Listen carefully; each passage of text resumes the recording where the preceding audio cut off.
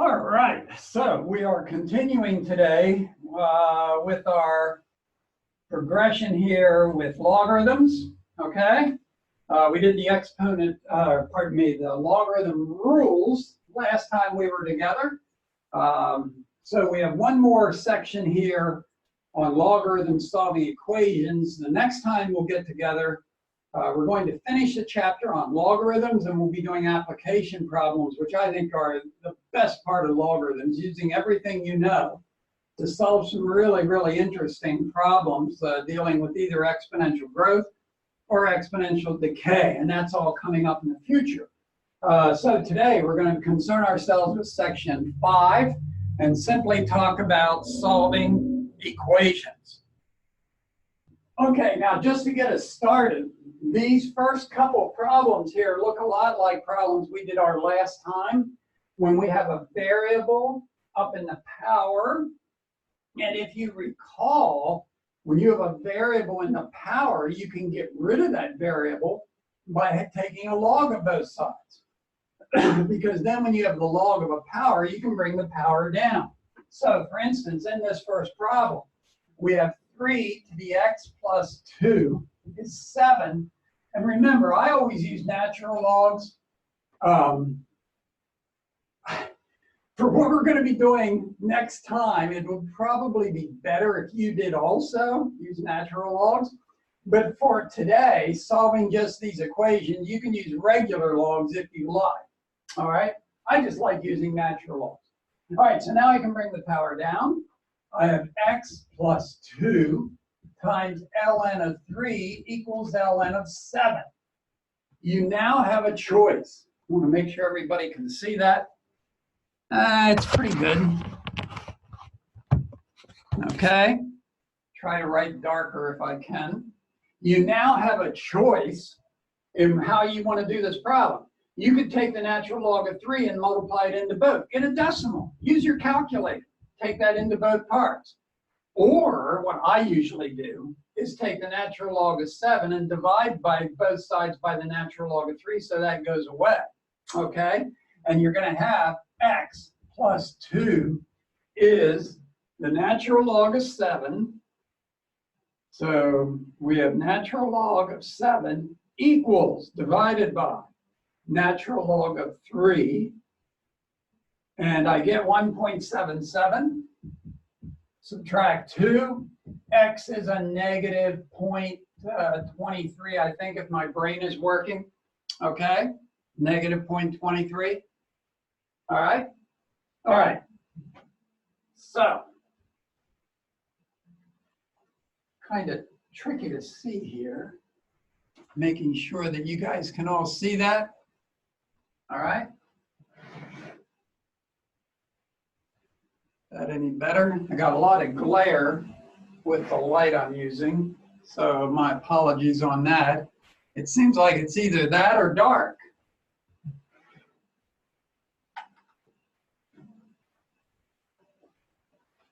Okay, so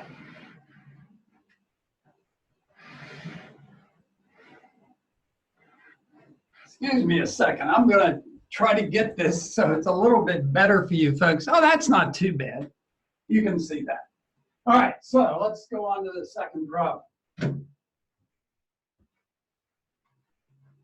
Okay, so how about 8 e to the 2x equals 20? 8 e raised to the 2x equals 20. Now, I do want to get rid of this power. I want to bring it down, okay? The problem is, if I try to bring that down, now I got an 8 out in front, okay? And an 8 out in front of that thing is going to be a bit of a problem. So what I think would be smart to do first is divide both sides by 8. And you're going to have e to the 2x. 8 into 20 goes 2.5. Okay, now take the natural log of both sides. And if you take the natural log here, you can bring the 2x down. And what is the natural log of e? Oh, yes, it's a great problem.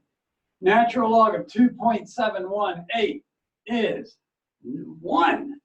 That's one thing I like about using natural logs. Anytime you end up with a natural log of e, it's always 1. So it's 2x times 1 is 2x, is the natural log of 2.5.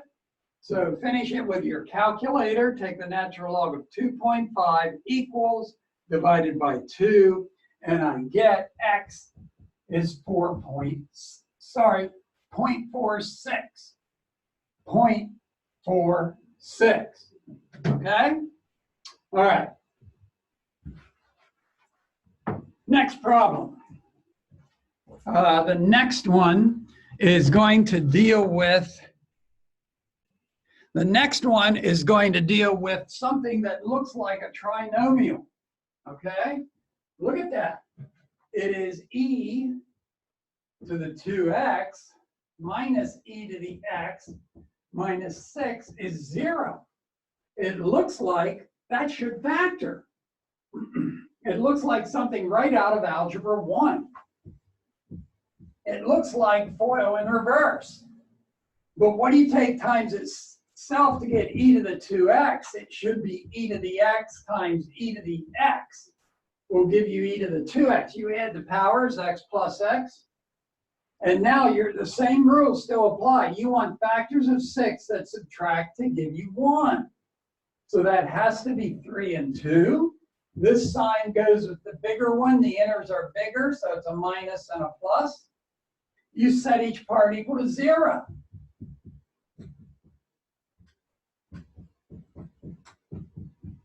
Set each part equal to 0. And we know how to solve this. We talked about this last time. You want to get the power down, so let's add 3. E to the x equals 3. Take the natural log of both sides. The power comes down, x natural log of e, and you know that that goes to 1 equals natural log of 3. So your answer to this problem is simply the natural log of 3, which is 1.10. Okay? So x here is 1.10. What about this part? You can subtract the 2, and e to a power equals -2. Whoa. E to a power is a power function. It's always above the x-axis. E to a power is never negative. This does not give you an answer. Okay?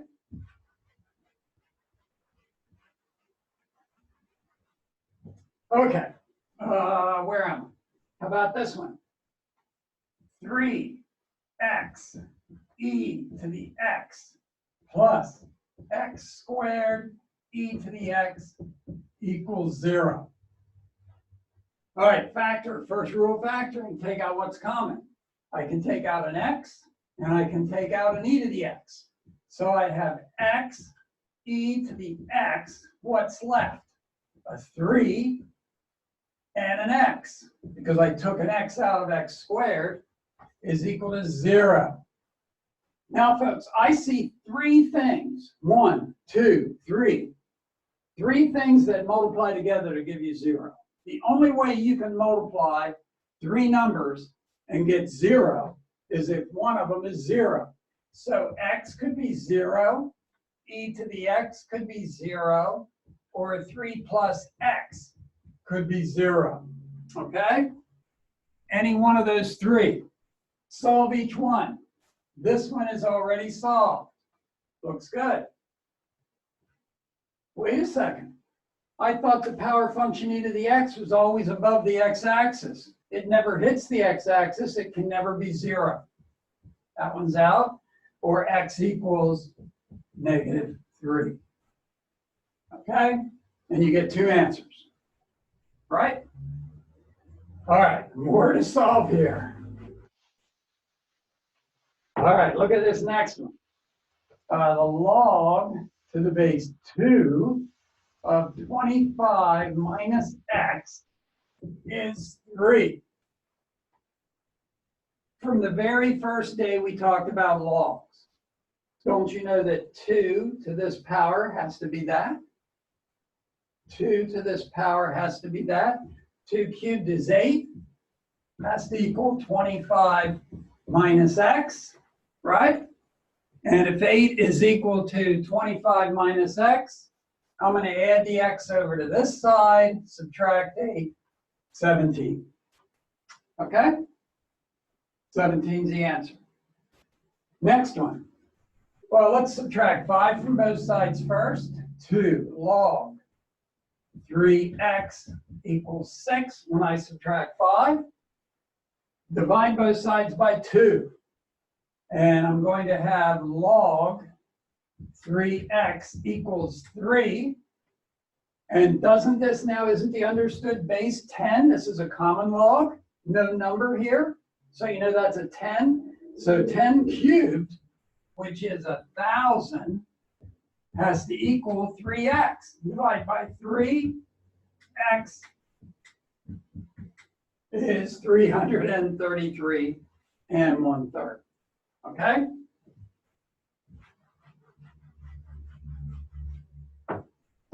Big, ugly looking problem here. Log x plus 2 log, whoops, sorry. Log x minus 1 equals 1. This sum of 2 logs. That should remind you of something. Something should be jumping out at you. When you add 2 logs, isn't that rule 1, where it was the log of a product? So I know that the log, I multiply these together, x squared, 2x minus 1x is 1x, minus 2 is 1. So it's the log of a product is the sum of the two logs. So I just went backwards and multiplied. This is a common log with a base of 10. So doesn't that say 10 to the first has to equal that? So x squared plus x minus 2 has to equal 10. Get everything on one side. X squared plus x, subtract 10 minus 12 equals 0. This will factor very easily. Nothing in front of the x squared, so it's an easy one. Factors of 12 that subtract to give you 1 are 4 and 3. To get a negative 12, 1 positive and 1 negative, so put that plus sign with the bigger one, and the inners are bigger than the outers. Set each part equal to 0, and you're going to get negative 4 and 3. Now, there are some problems in mathematics you have to be very, very careful of, okay? For instance, if I give you that problem, okay? You can try to work it out and you'll get answers. But the problem is an absolute value is never negative, so there's no answer, okay? Same thing with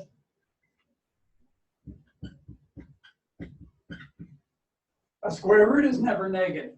Principal square root is always positive. You can try to work that out. You might get answers, but they're not going to work, okay?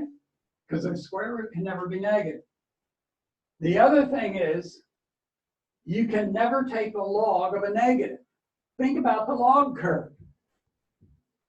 A log curve looks like that. The domain is only x is bigger than 0. You can't take a log of a negative. Try it on your calculator.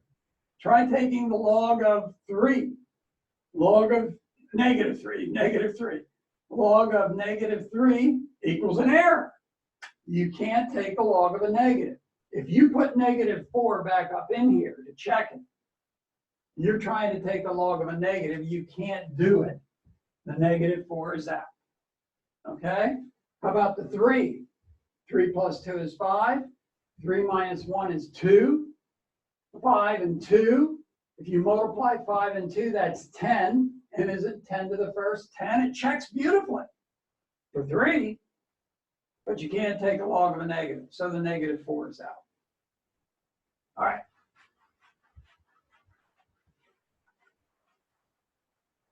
You're going to have to watch out for that. I'd be nasty enough to do that on a test. How about the last problem?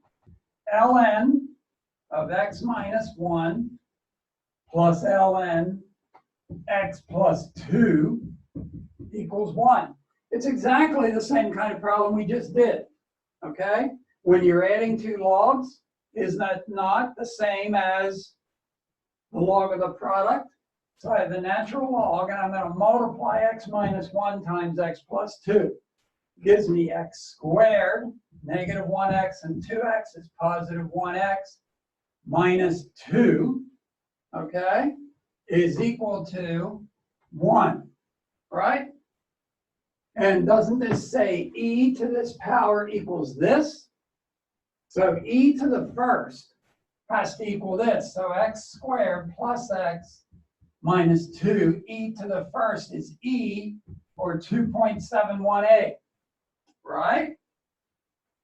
Okay, so now I'm going to subtract 2.718. I get x squared plus x minus 4.718 when I subtract 2.718 from both sides. No way you're going to factor that. Okay, it's just not going to happen. We're going to have to use the quadratic formula. Okay, opposite of b, negative 1 plus or minus square root b squared 1 minus 4 times a times c all over twice a is 2. Okay? A little bit of calculator work here. So this would be 4 times 4.718 equals plus 1 equals, and take a square root of that. And I get 4.46. So the whole root is 4.46. Negative 1 plus 4.46 is 3.46 divided by 2 equals 1.73. How about negative 1 minus 4.46 is a negative 5.56 divided by 2 equals negative 2.78. Okay? Will I get any negative logs here when I'm trying to take a log of a negative? If I use 1.73, this will be positive, this will be positive, that looks fine. But negative 2.78 here is going to make negative in both cases. That one is out. All right? Let's check our answer here just for fun. If you put 1.73 in here, minus 1 is the natural log of 0.73. If you put 1.73 here, you get 3.73. Okay, I'm losing my marker. Now, that's the log of the product. So I have 0.73 times 3.73, and I get about 2.72. And e to the first is very close to 2.72, so it checks. Okay, so 1.73 is your only answer. Watch out for those. All right. Oh, solving equations. Lots of fun. Okay, so I'm going to try a different marker. All right. $5,000 is invested at 5% APR. Find the number of years necessary for the investment to double if it's compounded continuously. Compounding continuously, we know, is P naught e to the KT. Yes? Is that better? Can you see that better? Oh, it looks beautiful. Okay, so we want to find the number of years. So $5,000 is invested. E to the interest rate at 0.05. How many years? I don't know. And I want it to double. It's 10,000. Okay? So I've got to somehow solve for a variable that's up in the power. Okay? And we know if you take the log of both sides, you can bring the power down. But don't do it right now. Get rid of the 5,000 first. Divide by 5,000 is 2 e to the 0.05t. If you took the natural log first, This would be the log of a product, and you'd have to add the two individual logs. So it's much more difficult. It's much easier to just divide first. Now take the natural log of those sides. Natural log of 2, natural log of a power, you bring the power down, O5t, and you're left with ln of e, which we said is 1. It goes away. Divide by 0.05. So I have the natural log of 2 equals, divided by 0.05, equals, it takes about 13.86 years, almost 14 years for your investment to double at 5%. Okay? Now, what if it's not compounded continuously? What if it's semi-annually? That changes the formula. So let's start all over again. We know that your money, we want it to double, so we want it to go to 10,000. If we start at 5,000, remember this formula, 1 plus 0.05 divided by 2 semi-annually, right? And we don't know the number of years, okay? So it'd be 2 times n, the number of years. And once again, there's a variable here in the power. All right, so once again, first divide by 5,000, I get 2, 1 plus 0.05 over 2 to the 2n power. Okay? Now, this one's going to be just a little bit tricky. What I could do is do the work in here. So it's 0.05 divided by 2 equals plus 1 equals, inside is 1.025. That might make it easier. Okay, now take a natural log of both sides. Natural log of 2, and bring your power down, 2n, and then you have it times the natural log of 1.025. That did not go away like natural log of e did. Okay, so I'm going to divide now. Natural log of 2 equals, divided by the natural log of 1.025 equals. So I get, I hope that's right. That just looks odd. Let me do that again. Natural log of 2 equals, divided by the natural log of 1.025 equals, and I get that 2n is equal to 28.07 divided by 2, the number of years is 14.035. It takes a little bit more time to get it to double when it's semi-annually, and that makes perfect sense because your most money can be earned when you compound continuously. Find the APY, okay?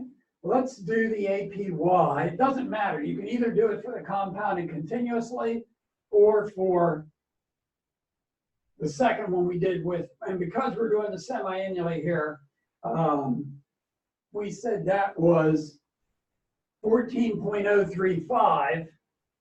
So it's going to take 14.035 years to double. We don't want to double. We just want to do APY, which is the annual percentage yield.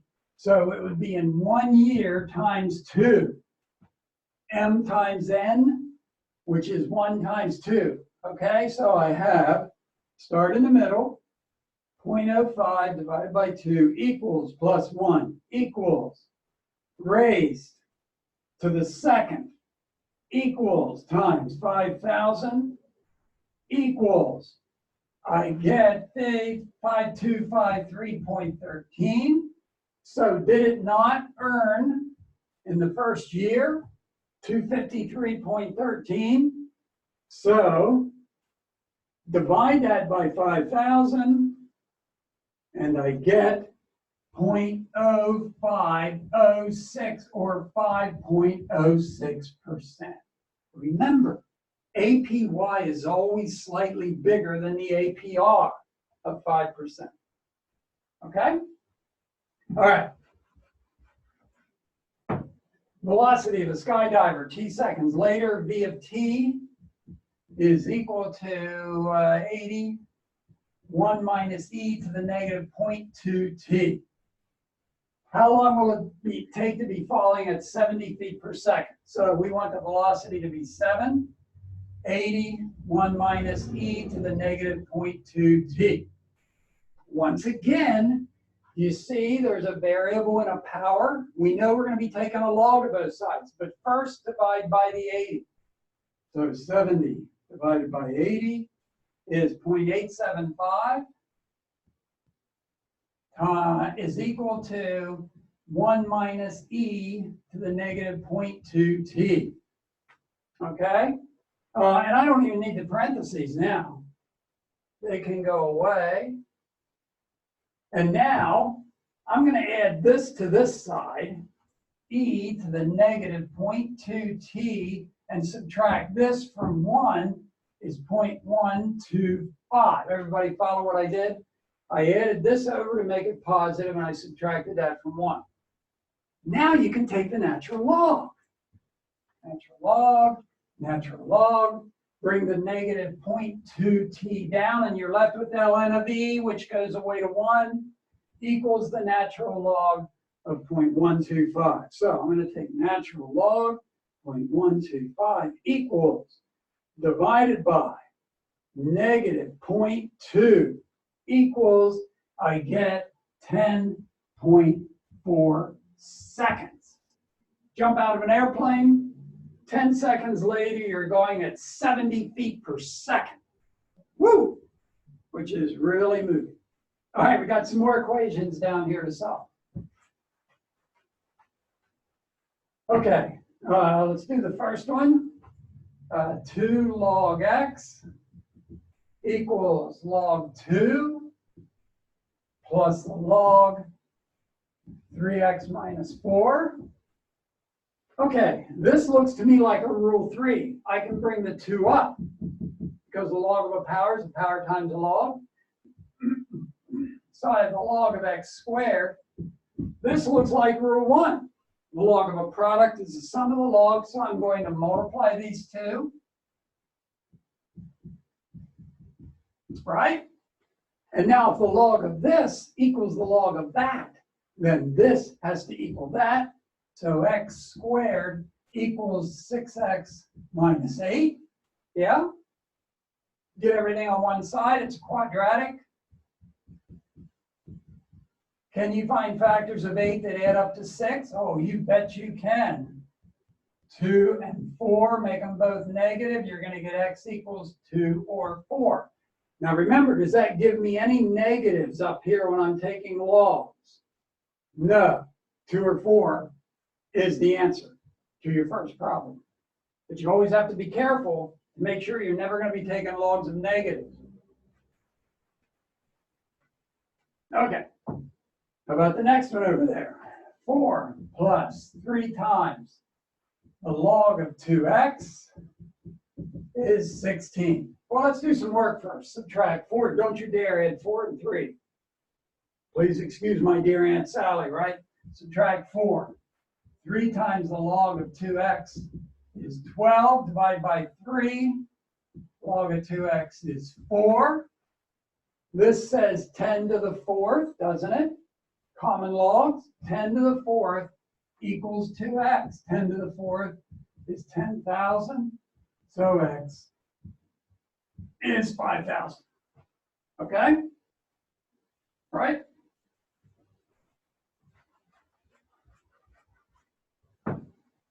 This should be an easy one. If the base is 2, okay, we want to know what would x be? Okay, well, if logarithms are exponents, okay, 2 cubed is 8, 2 to the 4th is 16. So wouldn't x have to be in between 8 and 16 so that the exponent would be between 3 and 4? Are you with me? That's a little tricky. You got to really think about that. Let's look at this one. X squared e to the x minus 2 e to the x less than 0. When we did these inequalities, I always told you to try to find the boundary point first. do it when it's equals. So let's just pretend that's equal. Let's factor. I can factor out an e to the x, and I'm left with x squared minus 2 is equal to 0. If it's equal to 0 and you have two things, one of them has to be 0. So either e to the x is 0 or x squared minus 2 is 0. Well, power function is always above the x-axis. It can never be 0. This is add your 2 and take square root, plus or minus square root of 2. Okay? Now, so what have I got? Those are my boundary points. Here's the negative square root of 2. Here's the positive. Because it's strictly less than, these are open. And now I just pick some points. In between here and here is 0. So if you put 0 here, that goes away. E to the 0 is 1. Is negative 2 less than 0? Yeah. So that is in there. How about something over here, like 5? Okay, e to the 5th is a big number. 5 squared, 25, is even bigger than 2. So when you take a bigger number minus this number, you're going to get a positive that's not smaller, so it's not over there. How about something like negative 5? Okay, negative 5 squared is 25. This is going to be the same as that. 25 of this minus 2 of that is still a positive, so it's not going to be over there. It's just in between.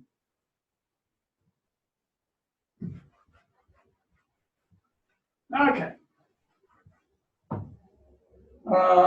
Inverses. Remember we set it equal to y, 3 to the x plus 1. I gave you 3 steps to find an inverse. First, you set it equal to y. Now you try to solve for x. And the x is in a power. So let's take a natural log. I can bring my power down.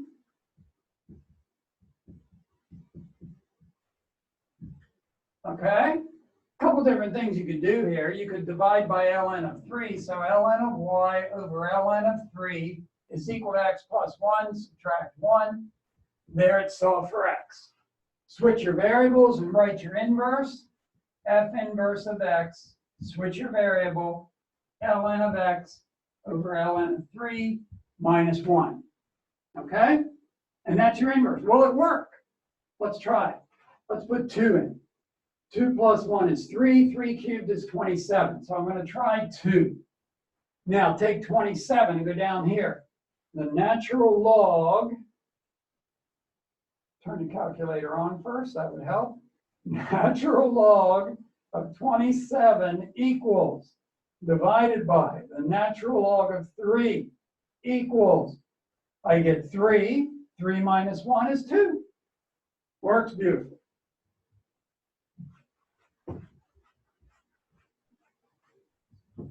Last one.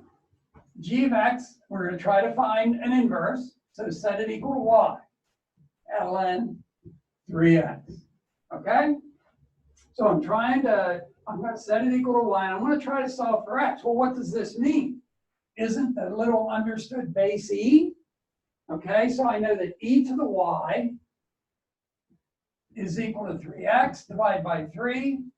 It's e to the y over 3. Switch your variables and write it inverse. E to the x over 3. Let's check it, see if it works. Put 2 in again. That would be the natural log of 6. Natural log of 6, 1.79 is my y value. Put the 1.79 in there, so I want to raise